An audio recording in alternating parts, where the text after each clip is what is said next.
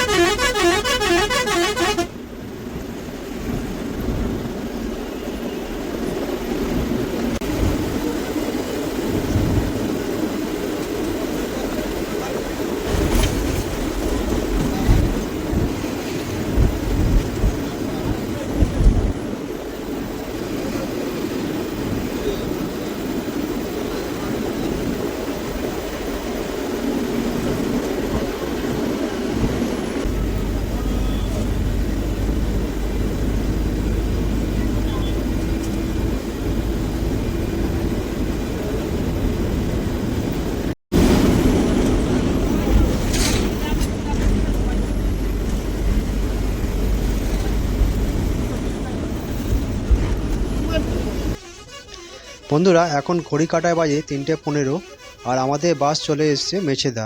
তো এখানে বলে রাখি, বাসটা দীঘা থেকে আরামবাগ যাওয়ার সময় মেছেদা বাস স্ট্যান্ডে ঢোকে, কিন্তু আরামবাগ থেকে দীঘা যাওয়ার সময় মেছেদা বাস স্ট্যান্ডে আর ঢোকে না।